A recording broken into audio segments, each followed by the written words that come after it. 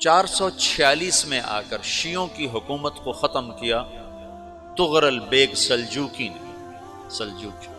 Seljuk مسلمان ہوئے تھے محمود غزنوی کے دور میں، سلجوک ان کے بڑے کا نام تھا۔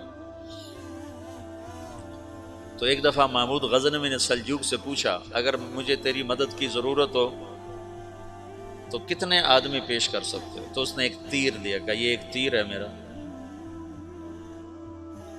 کسی کو یہ تیر بھیج کر میرے علاقے میں بھیج دو تو چند گھنٹوں میں 1,00,000 تلواریں تیرا پہرا دینے کے لیے تیار ہوں، میرے پاس اتنی طاقت ہے۔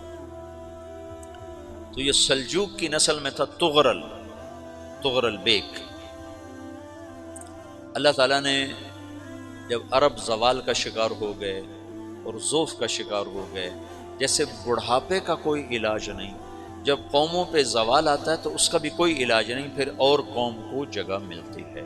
جیسے بڑھاپا ایک فرد پہ آتا ہے، ایسے بڑھاپا قوم پہ آتا ہے۔ قوم کا بڑھاپا جوانی میں نہیں لوٹ سکتا، جیسے فرد کا بڑھاپا جوانی کی طرف نہیں لوٹ سکتا، قوم کا بڑھاپا جوانی کی طرف نہیں لوٹ سکتا، کوئی علاج نہیں، نئی نسل کا آنا ہی علاج ہے۔ تو عرب دھل چکے تھے، 600 سال بہت ہوتے ہیں حکومت کو، اپنی صفات گم کر چکے تھے، اب نئے خون کی ضرورت تھی۔ تغرل بیگ پہلا شخص تھا جس نے آ کر اہل السنت والجماعت کو استحکام بخشا، شیعوں کی حکومت کو ختم کیا، بغداد سے، شام سے، ان سارے علاقوں سے۔ صلاح الدین ایوبی نے اسماعیلی شیعہ کی حکومت کو ختم کیا، مصر۔ العاضد ان کا آخری خلیفہ تھا۔ صلاح الدین ایوبی نور الدین زنگی رحمۃ اللہ علیہ کا پروردہ تھا، اس کا دوست تھا، اس کے دوست بھی تھا، بچہ بھی تھا اس کے سامنے، زیادہ لکھنے پڑھنے کا شوق تھا۔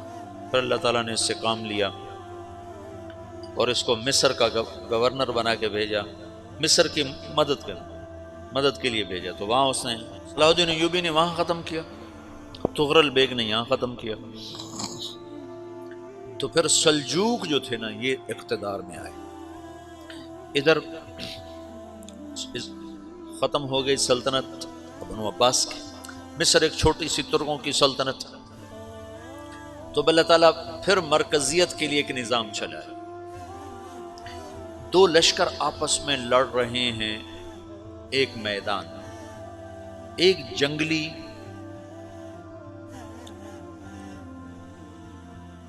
بدوؤں کا قافلہ، جنگل کے لوگ اپنے قبیلے کو لے کر، ایک جنگلی قبیلہ اپنے سردار کے ساتھ نقل مکانی کر رہا ہے ایک جگہ سے دوسری جگہ۔ اللہ کا نظام کہ یہ لوگ چلتے چلتے چلتے اس وادی میں پہنچ گئے جہاں جنگ ہو رہی ہے، دو لشکر آپس میں لڑ رہے ہیں۔ جب یہ وہاں پہنچتے ہیں تو ایک لشکر کے قدم اکھڑ رہے ہیں اور دوسرا غالب آ رہا ہے۔ ان کو نہیں پتا شکست کھانے والے کون ہیں اور فتح پانے والے کون، ان کو نہیں پتا۔ اس جنگلی قبیلے کے سردار کا نام بھی تغرل ہے، تغرل۔ تو یہ سردار کہتا ہے جو شکست کھا رہے ہیں ان کی مدد کرو، کچھ پتہ نہیں کون ہے، کہتا جو شکست کھا رہے ہیں ان کی مدد کرو۔ تو 400 وحشی جنگلیوں نے فاتح لشکر کے پیچھے حملہ کر دیا۔ تو ایک کافی ہوتا تھا، 400 دوڑ جب تلواریں پڑیں تو چند لمحوں میں نقشہ بدل گیا، بھاگنے والے جم گئے اور جمنے والے بھاگ پڑے۔ جب جنگ ختم ہوئی تو شکست خوردہ لشکر کے بادشاہ نے ان کو بلایا، اسے پوچھتا ہے مجھے جانتے ہو میں کون ہوں؟ کہا نہیں۔ کہا تو تم نے میری مدد کیوں کی؟ کہا انسانی ہمدردی کی وجہ سے، تمہیں شکست ہو رہی تھی اس لیے تمہاری مدد کی۔ پھر اس نے اپنا تعارف کرایا، میں ہوں سلیمان سلجوکی، ترکی کا بادشاہ۔ مسلمانوں کا لشکر تھا اور تاتاریوں سے شکست کھا رہا تھا، تاتاری فتح پا رہے تھے، مسلمان شکست کھا رہے تھے۔ تو وہ اللہ کی غیبی مدد بن کر آئے، تو وہ اس سے کہتا ہے میرے ساتھ رہنا پسند کرو گے؟ تم نے میرے اوپر احسان کیا ہے، میں اس کا بدلہ دینا چاہتا ہوں، میرے ساتھ رہنا پسند کرو گے؟ کہنے کا کر لوں گا۔ تو اس کو لے کر ترکی آیا، اور استنبول اس وقت روم کی حکومت میں تھا، اسے فتح کیا اس تغرل کے آگے چوتھے پانچویں پڑپوتے محمد فاتح نے۔ تو یہ استنبول ہے، یہ ترکی ہے، بیچ میں ایک چھوٹا سمندر ہے، یہاں ایک جاگیر ہے۔ تو سلطان سلیمان کہتا ہے یہ جاگیر تجھے وقف ہے، ادھر سے رومی مجھے تنگ کرتے ہیں حملے کر کر کے، تو میرا دفاع کرتے رہنا، یہ جاگیر تیری۔ اس جاگیر پہ اس نے اپنے قافلے کو آباد کر دیا، اپنے قبیلے کو، اور ایک چھوٹی سی حکومت بنا لی، جو ایک صوبہ سمجھو سلمان سلجوقی کا، وہ ایک چھوٹا سا صوبہ ہے۔ وہاں جب یہ رہ پڑا تو پھر یہ ایک شیخ کے بیت ہوتا ہے، وہاں شیخ طریقت ہے، ان کے یہ بیت ہونے جاتا ہے، وہ اس کو رات اپنے پاس ٹھہراتا ہے، تو ایک کمرے میں ان کو ان کا خادم ٹھہراتا ہے۔ یہ جب کمرے میں جاتا ہے تو سامنے دیوار میں طاقچے پر قرآن پڑا ہوا ہے، تو یہ تغرل بیگ کہتا ہے یہ کیا ہے، یہ کیا ہے؟